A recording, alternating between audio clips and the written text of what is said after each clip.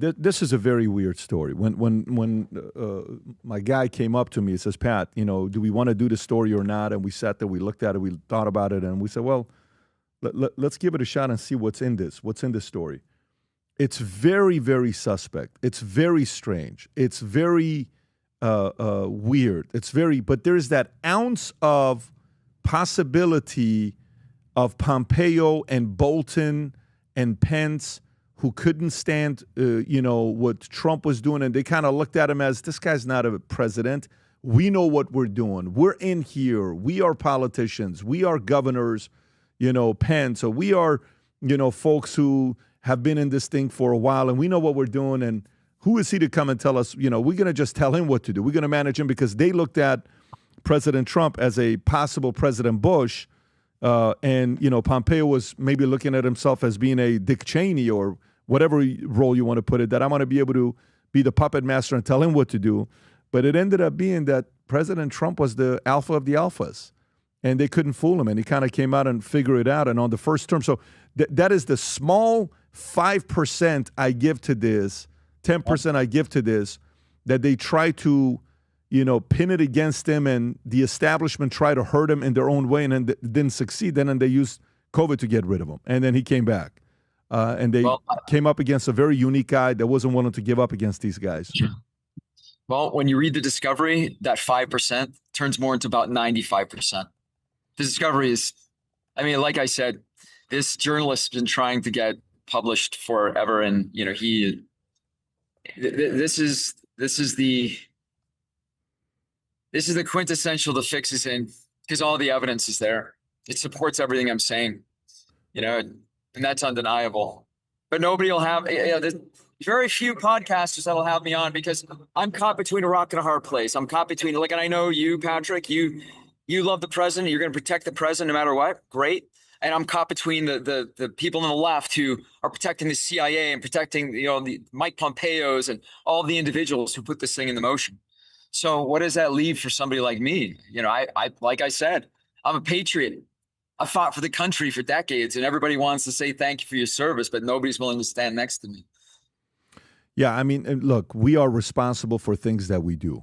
I have I agree. 4 kids. 100%. So if you screwed up, you're going to be held accountable to it. So you didn't get into this situation accidentally. So I don't want to sit here and we get judged in life for the decisions that we made. We get judged in life for putting things in the right way. And sometimes we screw up. Nobody makes 100% right decisions. And you see an opportunity, you took it, and you're now here, and it's an unfortunate place to be. But this is a byproduct of decisions that we make. Having said that, I am fully for innocent until proven guilty. And may God have mercy on you. And while you're going through this next phase, and if things come out the right way, God willing, somebody will come out and support you and help you out. Yeah, I think that at the end of the day, I should have known that the CIA was doing this. I should have known that I would have been thrown under the bus by the individuals who were working with the president. But I was recruited to do this. I made that decision. I made that determination because I'm a soldier. And when the highest office asks you to do something, you do it. Just like when my commandos tell me to do, I do it. That's what being a soldier is. And without guys like me, but I think maybe that there's a difference, though. There is a difference. There's no difference. I don't think so. My opinion. No, my opinion. You don't have to agree with my opinion, but if I pull up right now, what is Silvercorp? It doesn't say consulting firm. It doesn't say strategy firm. It's a PMC. It's not. But if you go, if you go, I don't have access to. Sorry, I don't have access to that website. Somebody else does. I don't have. I don't get to write the Wikipedia page. The CIA guys do.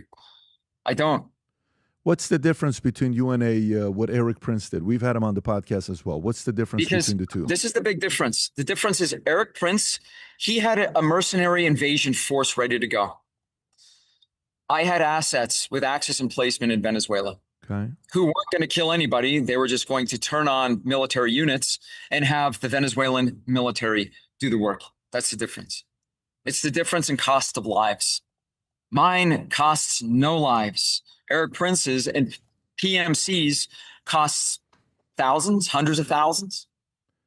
Wow, That's the difference. Apparently, eight of your people died. They did. 8 Venezuelans died. Yeah, 8 of the people died. And again, remember this. I'm not here taking sides or anything. But what I'm saying is when you say when I'm being told what to do, when you have, I was in the Army. I was the guy that was going to go to 5th Group and be 18 Delta because I spoke 5 languages. And I was going to go to DLI and go to Vicenza, Italy, because that's where I wanted to go to. That's what I wanted to do. I wanted to be Delta. And last minute, I got out and I went into business. I love the military. I was at the 101st Airborne. When you're in the military, yes, you signed a contract to do that. But when you're a PMC, it's a business decision you're making because you're getting paid for it. So it's a different deal. And so Erik Prince, if I look at Erik Prince's contracts, if I'm not mistaken, Sure. Rob, I think he had $600 million of dealings of what he did with CIA.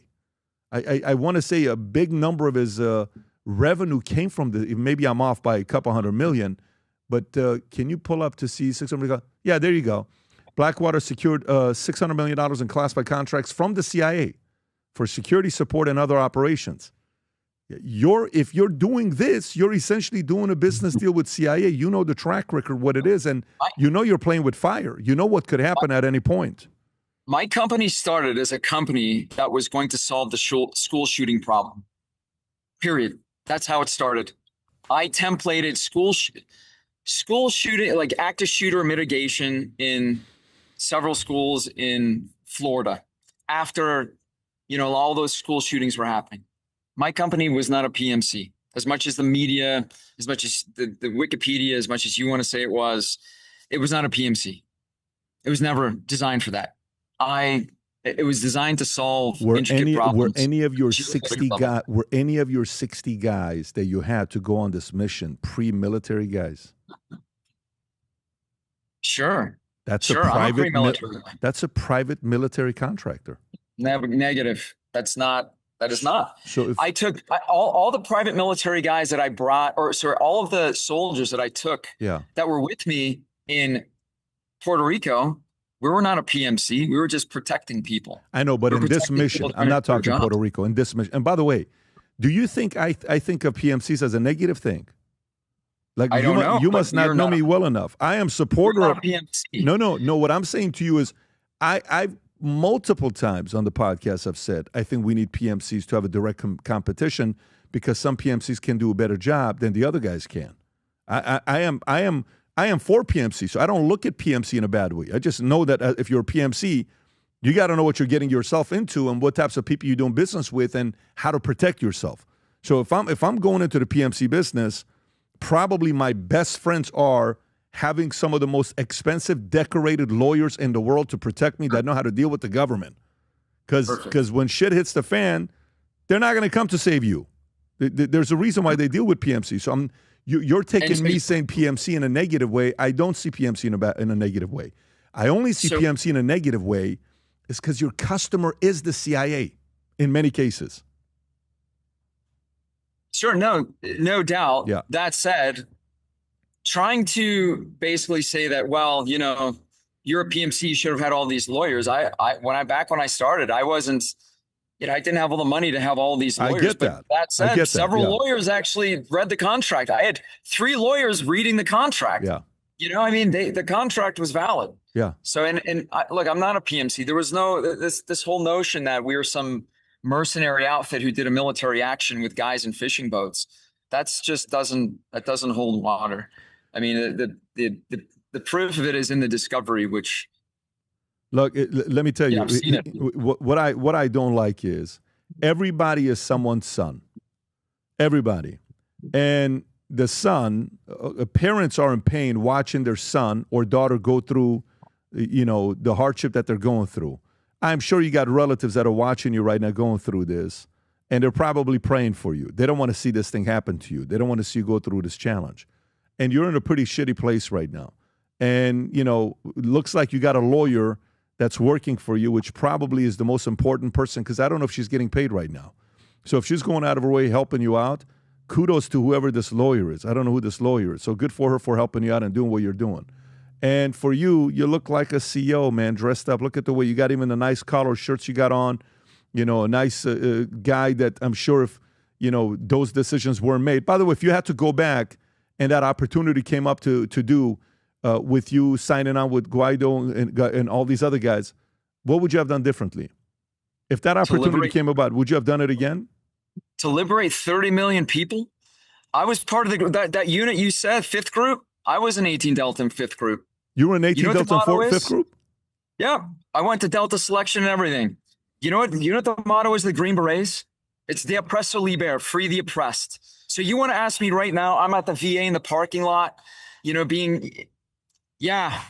liberate 30 million people. Yep. I would do that again. Sure would. Now, what would I have done different? There's a lot of variables that, look, I understand that you give a lot of broad stroke to the CIA, and well, you should have known about the CIA. But listen, a guy like me, I've worked with the CIA. I worked with them in Iraq and Afghanistan. I've never been burned by them, right? But when I don't have the data from the White House, and I'm reading about how there was a civil war in the White House at that point, I didn't have that data back then. We do the best we can. So would I have changed things? Sure. But did I make any huge mistakes? I don't think I did. Am I responsible for it? Absolutely. I take 100% responsibility for what happened, because I should have known that the CIA would have moved against us, right? I should have done intelligence, had people in the White House doing intelligence spy. But what you're talking about, David, is insane, right? You're saying that I need to spy on the spy agency in the United States in order to do a job that the president is circumventing the CIA. The reason I was recruited was so that the president could circumvent what the CIA wasn't doing. The CIA wasn't doing the job. And so the president needed another option. We were that option. Right. I don't know what I could have done better or worse. I did the best I could as a soldier. Jordan, any final things you want to share with the audience before we wrap up? And I don't know. I think we covered it. I think that at the end of the day, it's like a lot of what I signed on for in the Constitution, I believe to be incorrect because of all the laws that have degraded it. But the biggest thing I can say is this: going to war has nothing to do with the country you're in or flags or documents that are written in books. It's about guys to the left and the right of you. And the people who show up for me now, because I'm not a popular guy. I'm infamous, right? I'm this terrible guy who's, all the terrible stories are written about. But you know who your friends are when the people to the left and right of you show up, and they're not the people who you think they're going to be. And I appreciate you having me on, Patrick. It takes courage to tell this story. Yeah, I wanted to hear the story. By the way, for the craziest, I'm going to ask you the craziest question that you are not expecting. Yeah. You ready? What are you doing this interview on where the audio is this clear and you're outside? Well, your guy said, look, I wish I was there in person, but your guy said, you need a better, camera. And so I had somebody bring me a better camera. What is it? What is it? A camera? Is it an audio? Is it an iPad? It's like a little camera. No, it's a camera that I'm putting on my iPad. That's it. My computer. And is the audio coming from? Listen. Yeah. I wish I could tell you how sick the audio is. Do you agree, Rap? Yeah, it's really good for being outside. I am so amazed. Can you afterwards send a picture of the camera and send it to our guys? Because you're outside. I haven't heard a single noise with those cars driving, and I see the things in the back. I don't hear anything with wind. So whatever product this is, maybe this could be an endorsement opportunity. I tell you what, like I'm running on a clock, and I have to go empty out my little room here at the homeless shelter and throw it in my buddy's car because we got to get to the courthouse in case I go to jail today. Well, listen. But once I finish, yeah, send that over to us. We'd love to know. But obviously, I'm having fun with you. But at the same time, it's probably not the most exciting day for you for what you have to do. But I'm sure you're praying. May God be with you, buddy. Can I just say one more thing? Please. I'm wearing a suit in a homeless shelter, yeah. But never forget who you are. Never. Never let anybody tell you who you are. The only person who can tell you that is you. And you're right. God determines everything in my life. And whatever path he's got me on, whether I go to jail, whether I stay free, that's okay. Thanks again for having me. Anytime, buddy. All the best to you. Take care. Bye-bye. Nowadays, more than ever, the brand you wear reflects and represents who you are. So for us, if you wear a Future Looks Bright hat or a Valuetainment gear, you're telling the world, I'm optimistic. I'm excited about what's going to be happening, but you're a free thinker. You question things. You like debate. And by the way, last year, 120,000 people got a piece of Future Looks Bright gear with Valuetainment. We have so many new things. The cufflinks are here. New Future Looks Bright. This is my favorite, the green one. Just yesterday, somebody placed an order for 100 of these. If you watch the PBD podcast, you got a bunch to choose from. White ones, black ones. If you smoke cigars and you come to our cigar lounge, we have this high quality lighter cutter and a holder for the cigars. We got sweaters with the Valuetainment logo on it. We got mugs. We got a bunch of different things. But if you believe the future looks bright, if you follow our content and what we represent with Valuetainment, with PBD Podcast, go to vtmerch.com. And by the way, if you order right now, there's going to be a special VT gift inside just for you. So again, go to vtmerch.com, place your order, tell the world that you believe the future looks bright. If you enjoyed this video, you want to watch more videos like this, click here. And if you want to watch the entire podcast, click here.